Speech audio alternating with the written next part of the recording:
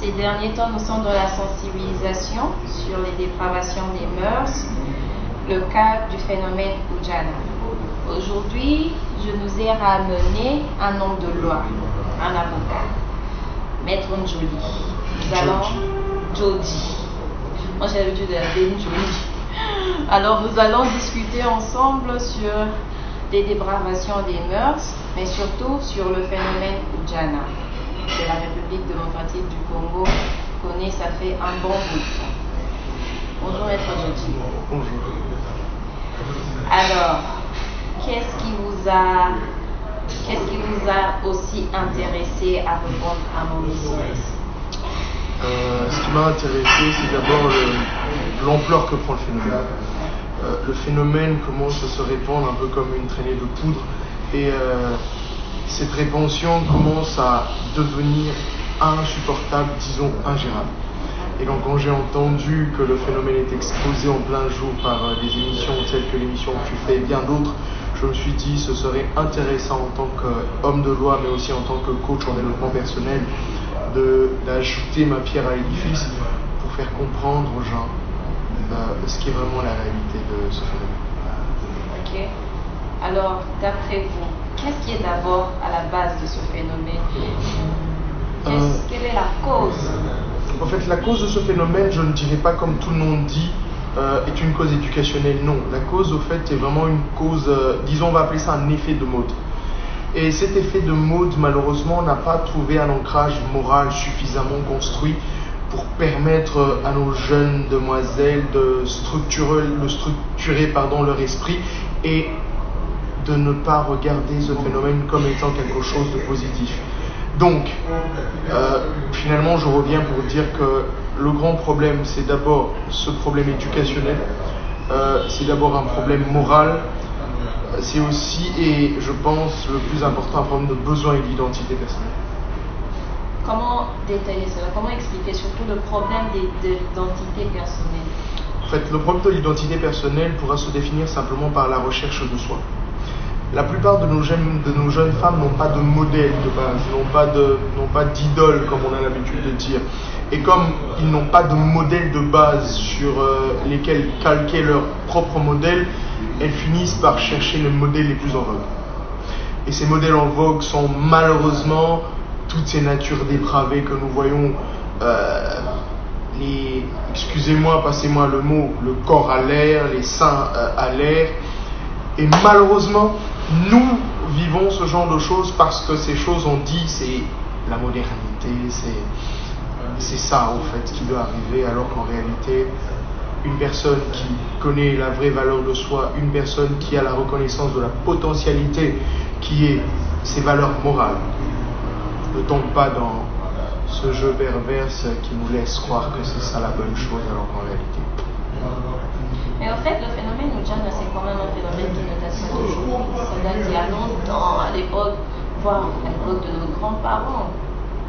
Ouais. Mais que diriez-vous, en fait, que répondriez-vous aux personnes qui disent que non, on devrait laisser, on ne devrait pas en parler parce que c'est un vent qui, comme tout vent à Kinshasa, ça finira par partir. Et le fait d'en parler, en fait, on est en train de réveiller et de susciter cela à prendre plus d'ampleur.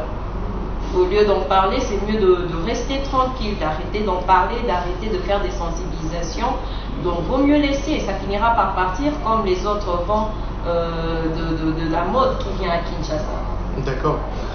Je suis d'accord avec eux qu'il ne faut pas en parler, que ça va passer. Mais je suis contre eux en disant qu'il ne faut pas en parler, que ça va passer. Ok. Oui, c'est un peu contradictoire, mais je m'explique. D'accord. On dit, et il y a plusieurs personnes qui nous disent oui, grands-parents Nabusso, c'était comme ça. Mais le problème, ce n'est pas un problème de présentation, c'est un problème d'identité morale. C'est un problème d'identité psychique et psychologique.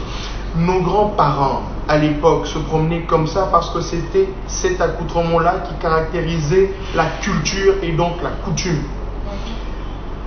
Si on doit renvoyer l'idée de l'accoutrement d'aujourd'hui à la définition simple historique en disant c'est nos grands-parents s'habillaient comme ça, nanani nanana, c'est aussi accepter que certaines choses continuent de se passer alors qu'en réalité, nos grands-parents n'étaient pas des virtuoses de la morale. Nos grands-parents n'étaient pas des virtuoses du droit. Nos grands-parents n'étaient pas des virtuoses de la nature humaine même. Aujourd'hui, la culture ancestrale, la culture religieuse de nos parents n'est pas, à proprement parler, notre propre culture, parce que à 90% nous sommes croyants chrétiens. À 90%, alors que les ancêtres traditionnels, les traditionnels, eux, croyaient aux animismes, etc., aux dieux arbres, dieux vent, dieux machin, machin. Eux qui nous disent qu'il faut accepter la nature du Ujjana, qui est que l'accoutrement, c'est acceptable, c'est tolérable, ça va passer, devraient aussi accepter le fait que le kindoki, que la sorcellerie, que tout ce qui était traditionnellement accepté à l'époque devrait aussi être accepté aujourd'hui. On ne peut pas comparer deux époques, on ne peut pas comparer deux cultures, on ne peut pas comparer deux morales. Parce que nos grands-mères, même quand elles ne s'habillaient pas tel que nous nous habillons aujourd'hui en couvrant tout le corps, avaient plus de décence que nous, avaient plus de respect, plus de morale dans leur comportement sexuel, dans leur comportement moral que nous. Et c'est ça le problème. On ne peut pas comparer deux époques avec deux contextes différents. C'est un peu ça le problème. D'accord. Et en fait, derrière le phénomène Ujjana, nous avons aussi la prostitution qui est cachée derrière. Effectivement. Et surtout de la prostitution juvénile. Alors, ce silence qu'a l'État, ce silence qu'a l'Église, jusqu'à nos jours, ils n'évoquent pas ce problème, ils n'en parlent pas. Toi qui es un homme de loi, que pourrais-tu dire par rapport à ça? Et surtout, d'après toi,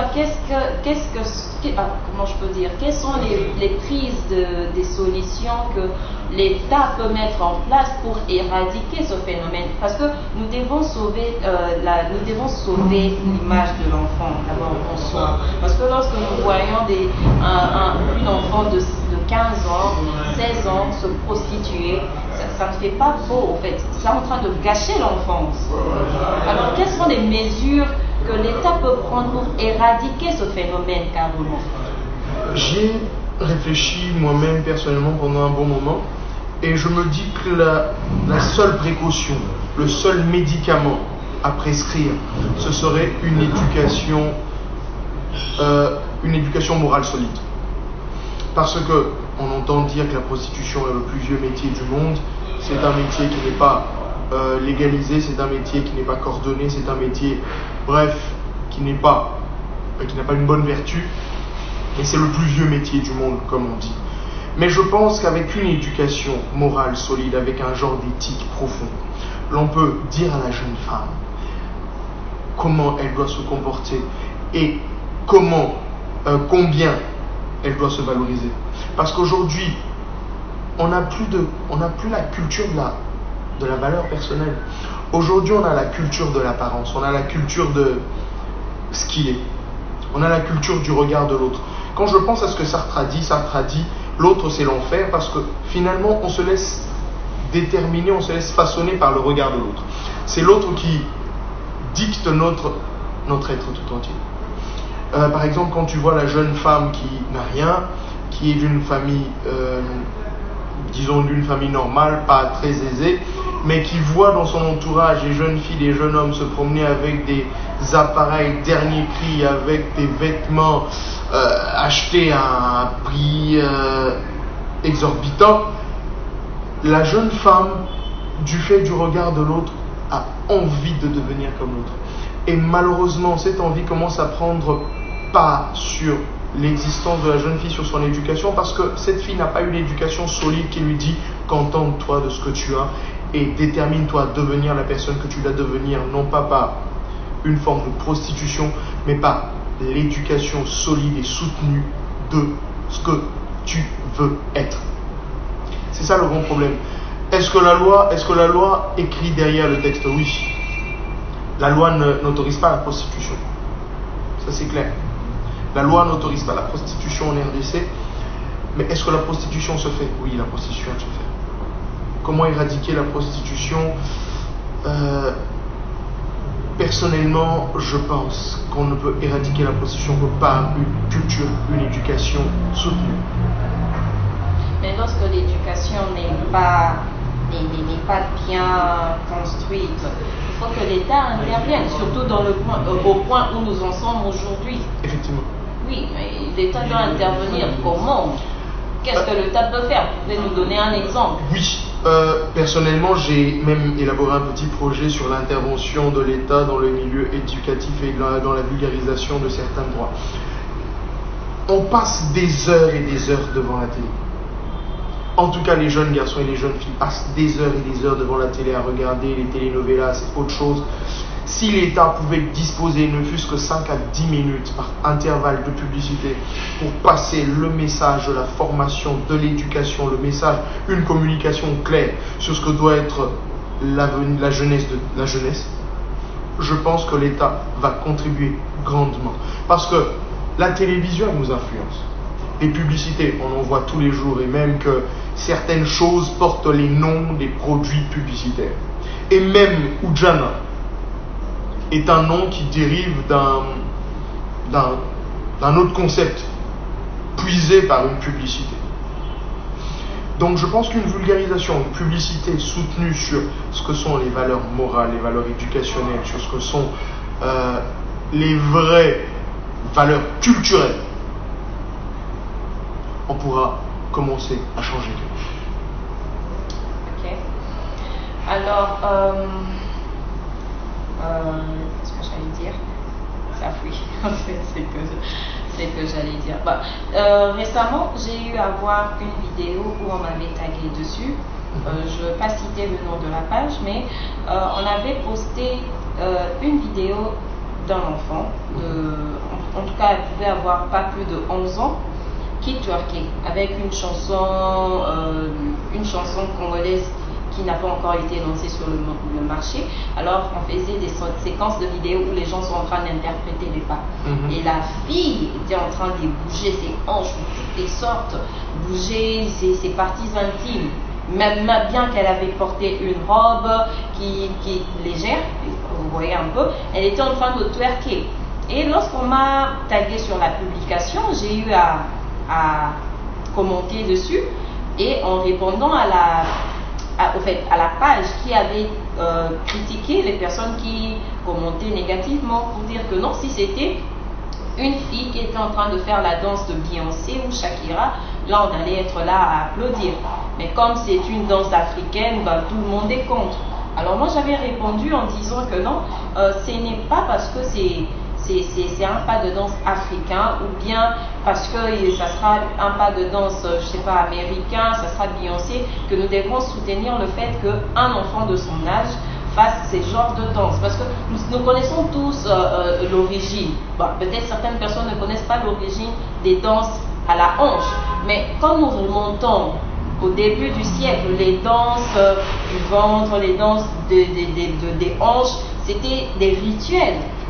Des rituels de fertilité, des rituels de ceci, cela. Vous voyez un peu. Mais aujourd'hui, on a eu à normaliser la chose. Et voir un enfant de son âge faire des danses, pour moi, c'était des danses obscènes. Parce que même moi, l'adulte, pour twerker en présence de gens, je me gêne parfois. Je comprends. Alors, voir un enfant de son âge faire bouger ses fesses, n'importe comment, c'était pas beau à voir. En fait, je me suis dit, qu'est-ce qu'on est en train d'inculquer dans la tête de cet enfant? Et demain, quand on verra l'enfant aller le faire en présence des gens qui disent que c'est normal, qu'est-ce que vous pourriez dire, surtout en tant qu'un homme?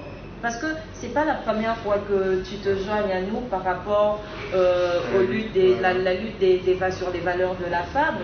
La dernière fois, nous étions ensemble sur les violences domestiques. J'étais en pagne même. Oui, vous étiez en pagne.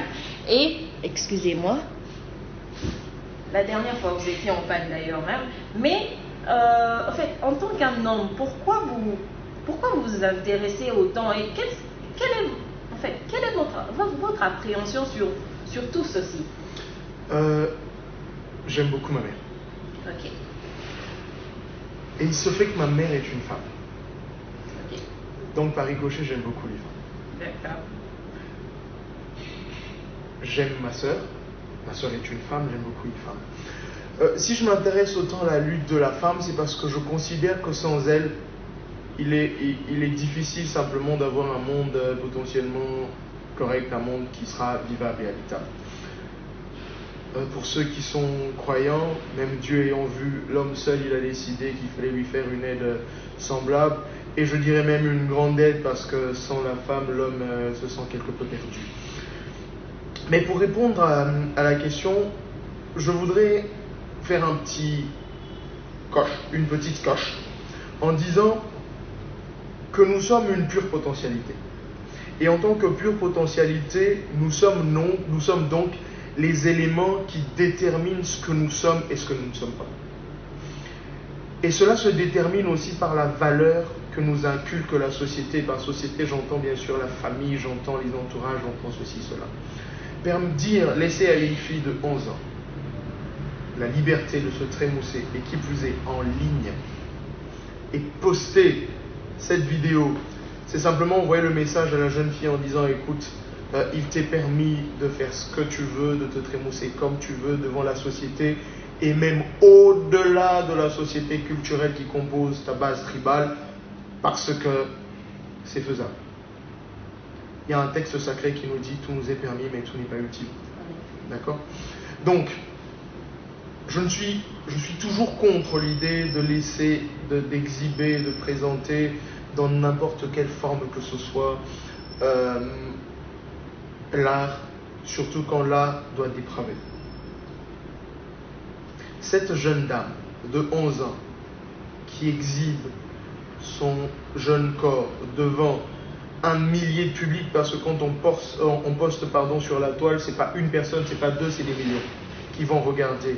Déjà, le message que vous envoyez par rapport à elle, c'est quoi?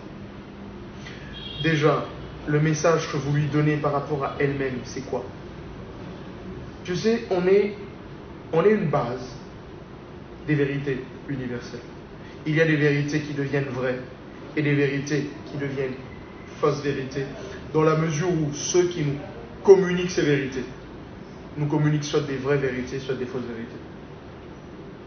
Et laisser une jeune femme de 11 ans exhiber son corps sur les pas de danse sous prétexte de culturalisme, sous prétexte de chansons traditionnelles ou de chansons culturelles, c'est simplement dire à cette jeune fille: écoute, tu peux faire ce que tu veux, te présenter comme tu veux, ça n'importe pas. Alors qu'en réalité, ça importe. Parce que l'homme, il est jugé comment? L'homme, il est jugé parce que l'on voit. Et il y a un texte qui dit: on reconnaît l'arbre de ses fruits. Une jeune fille de 11 ans qui dit: bon, je peux me trémousser comme je veux, bouger mes fesses devant la caméra et mettre ça sur la toile. 18 ans après, quand elle entre dans le système qu'on appelle aujourd'hui Ujana, vous lui dites: arrêtez. Mais elle vous posera la question: pourquoi vous ne m'aviez pas dit d'arrêter au départ quand j'ai commencé, et c'est maintenant que vous voulez le faire? Et c'est là aussi la contribution, non pas seulement de la société, mais de tout individu qui constitue cette société. C'est de notre devoir à tous de dire à nos jeunes femmes, et de dire même à nos jeunes hommes et à tout le monde: écoutez, c'est vrai que nos grands-mères ont vécu dans une certaine culture et sont habillées d'une certaine manière, mais aujourd'hui nous sommes dans un autre système. Les latins disaient: autre temps, autre mœurs. Nous sommes dans un autre système, et ce système ne peut pas subir les imprécations d'un ancien système sous prétexte que le système ancien existait déjà et dépraver les mœurs. Nos grands-mères s'habillaient certes de manière légère, mais nos grands-mères ne se prostituaient pas. Nos grands-mères n'offraient pas leur corps pour besoin de gain. Nos grands-mères n'acceptaient pas de sortir avec des personnes parce que ces derniers leur assuraient un iPhone, une voiture, une maison, un appartement ou quoi que ce soit. Non. C'est ce qu'on oublie de rajouter comme élément de réponse dans la réponse que l'on donne régulièrement. C'est la coutume, c'est la valeur culturelle. Nos grands-mères étaient comme ça. C'est vrai que c'est un courant qui va passer. Mais nous ne voulons pas que ce courant passe pour revenir après. Parce que c'est toujours ce que ça a eu à faire. Hein. Ça passe, ça revient. Ça passe, ça revient avec plus d'ampleur. Il ne faut pas qu'il y ait un effet boomerang avec ce système, ce phénomène. Nous voulons qu'il y ait un effet départ unique, que ça parte et que ça ne revienne plus. Parce que si c'est un phénomène, comme on dit, oui, c'est les courants du moment, ça passe, ça va passer, on oublie de dire que ça va passer, ça va revenir. Et nous, on ne veut pas que ça revienne. Parce qu'on ne veut pas que la jeune fille de 2020 voie que la jeune fille de 2015 ne s'habillait pas suffisamment mal et qu'elle peut aller plus loin. Parce qu'après, avec les temps, on essaie de battre les records. C'est vraiment ça. C'est vraiment ça. Mais aussi, il n'y a pas que les femmes qui sont concernées dans ce phénomène, Jana. Il y a aussi les hommes. Et c'est surtout les hommes, au fait. Pourquoi? Parce que si les femmes entrent dans ce système, dans ce mécanisme vestimentaire, c'est parce que les hommes se plaisent aussi à avoir ce mécanisme vestimentaire. C'est parce que les hommes acceptent de voir ça. Si tous les hommes commençaient à dire à toutes les femmes qui sont dans ce système-là, écoute, j'ai pas envie de voir ça, j'ai pas envie de vivre dans ce système, j'ai pas envie d'accepter ce système, je suis sûr que les choses vont changer.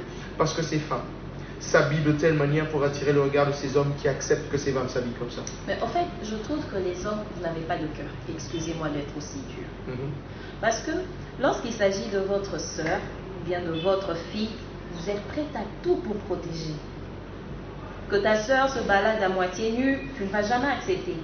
Automatiquement, tu vas t'énerver. Qu'un homme s'approche de ta sœur, tu vas t'énerver. Tu ne veux pas. Mais vous êtes le premier à encourager d'autres femmes. Lorsqu'il s'habille à moitié nu, lorsqu'elle vient vers vous pour vous draguer ou bien pour se donner à vous. Mais pourquoi vous ne pouvez pas considérer l'autre fille comme votre sœur? De la même manière que vous avez le respect pour votre sœur, vous pourriez aussi respecter l'autre. Je veux vous dire ce qui se passe réellement. Déjà pour rectifier, c'est pas tous les hommes. C'est pas tous les hommes parce que parle sinon, en général. Oui, en général, sinon j'aurais pas mis un liputa comme on dit chez nous pour aller défendre la cause de la femme. Mais c'est vrai. Et c'est d'autant plus vrai que les hommes aiment l'interdit. La plupart des psychologues vous le diront, on a ce phénomène qu'on appelle le phénomène d'Oedipe, où l'homme ne pouvant pas avoir sa mère fait une forme de sublimation pour voir en une autre femme sa propre mère. Donc, le système, le système se développe avec tous les éléments en présence. Parce que d'autant que les hommes ne voudront pas que leur sœur ou leur femme s'habille comme ça, d'autant en fait, ils sont dans le plaisir de voir les autres s'habiller comme ça parce qu'il y a un interdit qu'ils ne pouvaient se permettre, qu'ils veulent accepter de voir chez l'autre. Tu vois? Et donc, c'est aussi à la femme qui, je ne dirais pas qu'elle est méchante, mais c'est aussi à la femme qui participe à ce phénomène de comprendre, je ne suis pas une bête de foire, je ne suis pas une viande qu'on expose pour être mangée, je suis un être doué de raison, doué d'intelligence, et donc que je dois moi-même me déterminer aussi par rapport à ce que je vois, à ce que je veux donner comme message aux autres. Parce que, en réalité, c'est pas l'homme qui dit à la femme habille-toi comme ça. La femme a compris qu'on est dans un système psychosexuel où si je m'habille de telle manière, je créerai un phénomène ou une réaction de telle nature qui va donc attirer tel regard et va produire tel avantage chez moi. Mais saviez-vous aussi que si aujourd'hui les hommes commençaient à repousser et au fait à surpasser ce sentiment-là d'aller vers l'interdit et à repousser les femmes, à ne pas aller vers elles, ça va aussi créer un changement. Effectivement, et c'est parmi les éléments de réponse que j'ai donnés. J'ai dit, moi par exemple, j'ai commencé à travailler sur mes limites. J'ai commencé à travailler sur les limites que je peux repousser en tant qu'individu, parce que je sais que, et je viens de le dire, tantôt je suis une potentialité. Et en tant que potentialité énorme, je sais que je suis doué de plusieurs capacités, et même des capacités quasi divines. Que c'est moi qui crée au fait mon environnement, je crée le monde qui m'entoure. Et donc, si je commence à dire à la jeune femme, et heureusement pour moi dans mon entourage, il y a des femmes aussi intelligentes que toi et toutes les autres qui luttent avec moi, mais si je vois entrer dans ma sphère relationnelle, une femme qui serait dans la nature du Jana, je lui dirais clairement, écoute, c'est un phénomène que je ne voudrais pas côtoyer. Parce que si je commence à côtoyer ce phénomène, ça veut donc dire que j'accepte une certaine faiblesse, et donc que si j'accepte une certaine faiblesse, je commence à accepter les autres faiblesses. Les hommes, ils doivent se déterminer. Ils doivent dire, guys, on va changer le système, on va changer le monde, on va dire à nos femmes, habillez-vous décemment, on va dire à nos femmes, habillez-vous de telle manière à ne pas provoquer, parce que si je suis marié, je suis le seul à vouloir te voir. Si on est en relation, en tout cas, j'ai pas envie que les autres commencent à juger ou même à jeter un regard intéressé.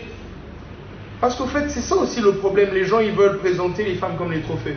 J'ai une femme qui a des grosses fesses, j'ai une femme qui a une belle poitrine opulente, j'ai une femme qui a un beau visage. Les hommes, nous ne sommes pas vos trophées. Voilà, les femmes aussi doivent commencer à dire aux hommes, on n'est pas des trophées. On n'est pas des Tu m'exiges, je m'habille en Nujana, alors je me mets en robe jusqu'au parterre, comme ça. Ça serait un peu comme nos sœurs d'une église, je ne citerai pas le nom, on les connaît souvent. Mais quand les femmes vont se déterminer comme toutes les autres femmes de l'histoire qui sont déterminées à vouloir changer les choses, eh bien les choses sont changées. Avant, on n'avait pas les femmes qui votaient. Aujourd'hui, on a des femmes qui votent. Avant, on n'avait pas des femmes scientifiques. Aujourd'hui, on a des femmes scientifiques. Avant, on n'avait pas des femmes politiques. Aujourd'hui, on a des femmes politiques. Nous devons sortir de la prison traditionnelle où c'était ils étaient, ils faisaient, ils vivaient, parce que maintenant, nous sommes en train de rédiger une nouvelle page de l'histoire et c'est nous qui écrivons cette histoire. Alors, la femme d'aujourd'hui, jeune fille, qu'elle ait 10 ans, qu'elle ait 20 ans, qu'elle ait 50 ans, qu'elle ait 100 ans, elle a le droit et même le devoir d'écrire son histoire. C'est ça la potentialité. Cette potentialité détermine qui on est et qui on sera dans le futur. Je suis la somme de mes volontés, je suis la somme de mes pensées, je suis la somme de mes déterminations. Si ma volonté c'est de m'habiller en petite jupe, si ma volonté c'est de me prostituer pour un peu d'argent, si ma détermination c'est de vivre aux dépens d'un homme qui plus est ne m'aimera pas comme il aime sa propre femme et ses enfants, alors je reste dans ce système pas seulement aujourd'hui mais demain et après-demain. Alors, avant qu'on ne clôture, j'aimerais savoir si tu es d'accord avec mon idée où je dis qu'à la fin, il y a plus l'homme qui est victime dans tout ça. Quand je parle de l'homme, je vois que ça soit célibataire ou un homme marié, tu vas te donner à ces pratiques. Non seulement tu dépenses ton argent n'importe comment et tu ne pourras plus avoir le contrôle même de ta famille, tu perdras le repère, mais aussi tu ne sais pas ce que tu ramènes dans ta maison, parce que aujourd'hui on a plusieurs sortes des esprits, quand aussi on parle sur le plan spirituel, tout ce qu'on nous raconte dans les églises. Et lors du rapport sexuel, il y a échange d'esprit qui intervient. Alors, admettons que tu vas avec une autre personne et cette personne va avec une autre personne et toi à ton tour tu vas chez ta femme et ensuite tu ramènes un mauvais esprit à la maison. Et de l'autre côté, la jeune femme qui partira chez un célibataire ira donner aussi ce qu'elle avait reçu de l'autre côté, et ensuite tu verras un célibataire qui, à chaque fois qu'il cherche de l'emploi, il ne trouve jamais. Effectivement. Parce que peut-être que la chance qu'il avait, on a eu à le récupérer. C'est une autre personne qui est en train d'œuvrer avec. Effectivement, nous sommes justement, les hommes sont justement les victimes de cette pratique, de ce phénomène, parce que au-delà des inconvenances spirituelles, il y a aussi des inconvenances relationnelles, sociologiques, sociétales, etc. Parce que même avec ta femme qui te connaît, qui vit avec toi, elle sait remarquer certaines choses et quand elle remarque ça, ça crée une cassure, ça crée une rupture. Et que cette division, en fait, n'implique pas que deux personnes, n'implique pas que deux êtres, ça implique déjà plusieurs êtres, c'est-à-dire l'homme, la femme, les enfants, mais aussi plusieurs autres, parce que c'est une histoire de famille, une histoire d'amis. Supposons qu'on se sépare aujourd'hui de sa femme, il faut séparer les biens, il faut se partager la garde des enfants ou garder les enfants soi-même. Et les familles qui étaient réunies. Voilà, il faut voir comment les familles vont s'éclater en disputes, en insultes et en tout ceci. Voire même les amis. Les amis, maintenant, est-ce que je pars avec l'homme, est-ce que je pars avec la femme, et même le travail, on ne sait plus. Donc bref, nous sommes une potentialité et nous sommes... En fait, on est un amas d'énergie. Et cette énergie, quand on se met en harmonie, produit le positif. Mais quand on ajoute un élément qui déséquilibre le système harmonieux, tout est fichu, tout est foutu. On a un système bancal où c'est la frustration, et la frustration c'est le stress, et le stress c'est la mort. Effectivement, même spirituellement, c'est la mort spirituelle, c'est les difficultés spirituelles, c'est... En fait, les gens par spirituel, ils veulent voir d'autres dimensions mystiques avec les sorciers. Non, c'est en fait une dimension du rapport qu'on a avec nous-mêmes. Quand ce rapport est biaisé, on est foutu. C'est ça le grand problème. Alors, vous voyez tous, nous avons eu à recevoir plusieurs personnes et chacun donne son avis par rapport aux dépravations de mœurs et surtout par rapport au phénomène Jana. Et il y a plusieurs personnes qui me disent que je suis en train de combattre le phénomène Ujana au point où ça devient, je deviens trop sérieuse dans ça et je le rends un peu personnel. Bah, écoutez, ça n'a rien de personnel et la personne qui ne va pas prendre ce phénomène à cœur, en tout cas, moi, ça me déçoit. Parce qu'on n'est pas en train de combattre ce phénomène pour faire du mal aux autres, non. Et à mes chères sœurs qui sont dans ces pratiques, qui me suivent en ce moment, je ne suis pas en train de combattre ce phénomène pour vous faire du mal. Au contraire, Nalini Bino, je vous aime et je ne veux pas que vous continuiez dans ces pratiques. J'aimerais que vous deveniez des femmes des valeurs, que vous vous valorisez. Vous savez, je l'ai dit la dernière fois, le passé est difficile. Le passé peut être changé, mais il est difficile à être oublié. Et ça nous rattrape toujours. Alors, les choses que nous faisons aujourd'hui, nous devons tenir compte du lendemain. Parce qu'aujourd'hui, tu peux être une Ujana, comme vous êtes fier de Babenga Ujana. Mais l'obi na yo oyebite.